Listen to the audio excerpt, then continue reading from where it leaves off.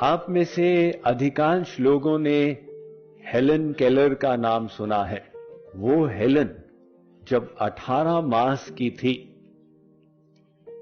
उसे एक virus infection हुआ, जिसके परिणाम स्वरूप उसकी 2 इंद्रियां नष्ट हो गईं। तब से वो आगे न देख पाई और न सुन पाई। यानी बाहर के संसार से पूरा कम्युनिकेशन बंद। कुछ लोग अंधे होते हैं लेकिन सुन पाते हैं, कुछ लोग बहरे होते हैं लेकिन देख पाते हैं। और हेलन की 2 इंद्रियां एक साथ नष्ट हो गई जब वो 18 मास की थी। तो उसे कोई हाथ लगाता था, अब स्पर्श उसको मिलता था, वो झुंझला कर रिएक्ट करती थी। जब वो 6 साल की हुई, उसके माता पिता उसे हैंडीकैप्ड स्कूल में ले गए।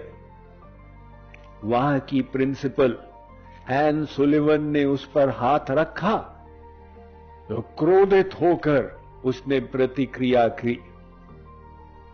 तो एन सुलिवन ने कहा माता पिता से, इसे यहां छोड़ दीजिए रात भर के लिए, मैं ट्राई करूंगी। पश्चात एन सुलिवन ने हेलन का हाथ नलके के पानी के नीचे रखा और दूसरे हाथ से WATER पर हाथ फेरा। जीवन में पहली बार, यानी 6 वर्ष में पहली बार हेलन के मस्तिष्क में कि वस्तुओं के नाम होते हैं। अंदर एक लाइट जल गई और सीखने की इच्छा जागृत हुई। उसने डिमांड किया कि और बताइए। रात्रि तक उसने 30 वस्तुओं के नाम सीख लिए थे।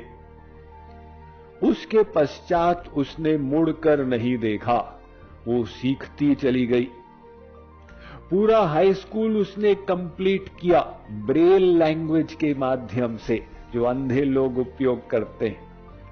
उसके बाद उसने हार्वर्ड, जो विश्व का नंबर 1 विश्वविद्यालय माना जाता है, वहां एडमिशन लिया और वो विश्व भर में भ्रमण करने लगी, चैरिटेबल वर्क्स, फिलैंथ्रोपिक वर्क्स। किंतु उससे भी उसकी संतुष्टि नहीं हुई। तो उसने इच्छा रखी कि मैं प्रवचन देने लगूं। अब कैसे प्रवचन दे, वो सुन तो पाती नहीं, किंतु उसके टीचर के गले और मुख पर हाथ रखकर वो सीखती गई और लास्ट में उसने प्रवचन देने शुरू कर दिए। वो 84 वर्ष तक जीवित रही। विश्व भर में उसने परोपकार किया और मरने से पहले उसने अपना अनुभव बताया कि जीवन इतना सुंदर रहा है, मैंने एक एक पल को एंजॉय किया है। तो जीवन में सक्सेस या फेलियर किस चीज पर डिपेंड करता है? फैक्ट में एक चीज है हम सबके अंदर जो सबसे इंपॉर्टेंट, वो है हमारा ही मन। ध्यान दें, मैं ब्रेन नहीं कह रहा। ब्रेन अलग है, माइंड अलग है। ब्रेन को आप हार्डवेयर के समान समझें और माइंड को उसका सॉफ्टवेयर। ये जो मन रूपी सॉफ्टवेयर है, साइंस धीरे धीरे इसको समझने का प्रयत्न कर रहा है, किंतु स्पिरिचुअल साइंस ने उसका विशद वर्णन किया हुआ है।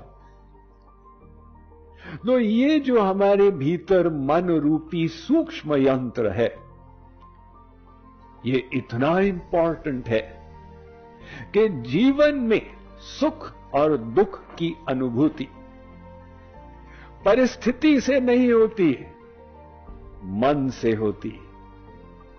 अब विकट परिस्थिति सबके सामने आती है। आप क्या सोचते हैं ये आपके ऊपर डिपेंड करता। एक विद्यार्थी, उसके कम नंबर आए, उसने कहा सबके तो अच्छे नंबर आए, मेरे कम नंबर आए, आत्महत्या कर ली उसने। दूसरे विद्यार्थी ने उसी परिस्थिति में सोचा कि इसके अच्छे नंबर आए, इसने क्या किया, हम उससे सीखें, हमारे कम नंबर क्यों आए, हम में क्या कमी रही, हम उसको दूर करें। और धीरे धीरे वो प्रोग्रेस करने लग गया। तो विपरीत परिस्थिति सबके सामने आती है, हम उसका सामना कैसे करते हैं ये हमारे माइंड पर डिपेंड करता। तो अगर आपको 1 करोड़ मिल गया, क्या आप सुखी हो जाएंगे? इस भ्रम में मत रहें। सुख पैसे से नहीं मिलेगा, सुख सोचने से मिलेगा। ये मन ऐसी चीज है कि आपको स्वर्ग में बैठे बैठे नरक की यातनाओं का अनुभव करा देगा। कितने अरबपतियों के बच्चे बेकार हो गए, शराबी कबाबी हो गए, और कितने गरीब बच्चे इतने सफल हो गए। तो नरक में बैठे बैठे आपका मन आपको स्वर्ग के सुखों का अनुभव करा देगा।